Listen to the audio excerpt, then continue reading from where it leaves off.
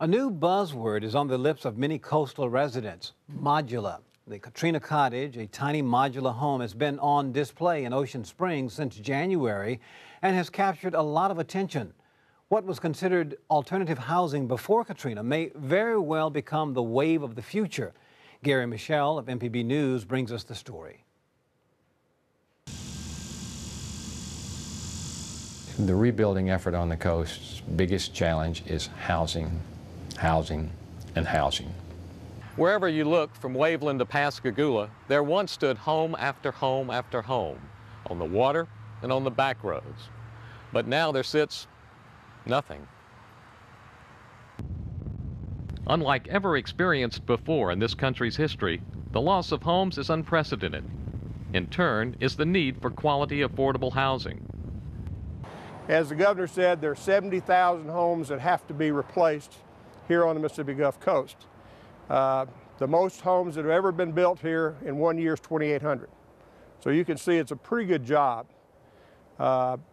Bringing in the kind of number of carpenters you'd have to bring in to build stick-built is just almost impossible. So modular fits the need.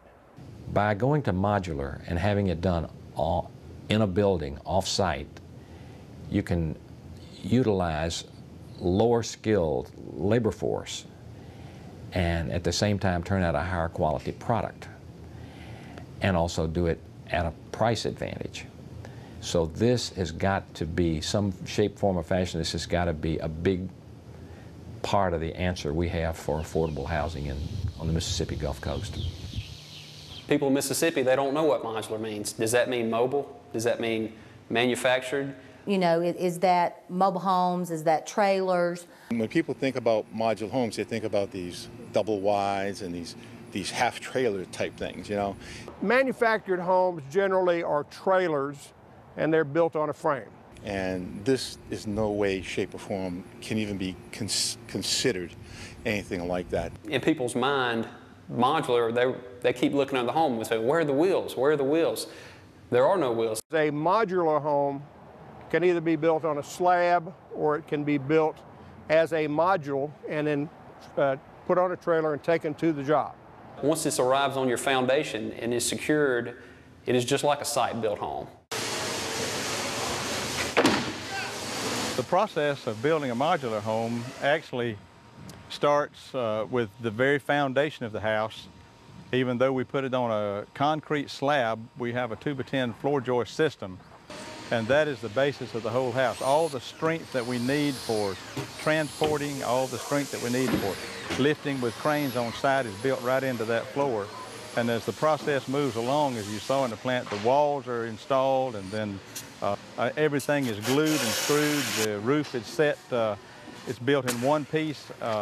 All the walls are built in one piece, and then when the roof is set, it's unitized, and then at that point, you start to put your insulation in, you wrap it with 7/16 OSB boards, and so you have completed what we call a module, therefore we get the name modular home. Are there advantages to modular over standard-built homes? Time is the advantage of factory-built housing. You do not have the outside weather elements when you're working. You're going to be able to build them faster, and the cost is lower. Talking with my associates on the coast, site-built housing is being quoted anywhere from $130 to $150 a square foot. Modular, the complete setup, air conditioning, land, everything is more like $80 a square foot. And there are other advantages. For one, modular is more energy efficient, lowering monthly utility bills and saving money.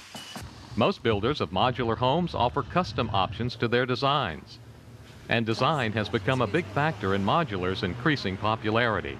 The coastal look is what everybody wants. They want to move back to their home, but they don't want a northern ranch-style community. They want their coastal porches, because there's a lot of people sitting on porches in the South, especially in Mississippi, and we want to get that back. And All American has developed a Gulf Coast collection. They basically looked at the charrettes, the recommendations from the state and Haley Barbour, and they built around those charrettes. And we've got a whole collection of homes that are out of the charrettes. And so That's definitely something that's important to get people back in homes that they feel comfortable in. They really do not differ from traditional homes. If you look at the homes behind me on the screen back here, and I ask you to pick out traditional, modular, or manufactured homes, could you do that? As time passes, the delineation between these two products is starting to blur. And I think it'll do that more so as the time goes by. I did not know it was a two-piece home until almost the end when I finally bought it. And I said, this is a home that came in two pieces? Well, yeah, you can now tell. There's no way that you can look inside of these homes and see that they're made modularly. They're so well made, and I have the confidence I could sit here through any kind of a hurricane. For Beyond Katrina, I'm Gary Michelle. You can find more on smart codes, modular housing, and other home building information at mpbonline.org. And since this is the 7th program in our series, our site features transcripts and video segments from previous episodes of Beyond Katrina. We also invite you to submit photos, story ideas, and blogs on our site, all by visiting mpbonline.org.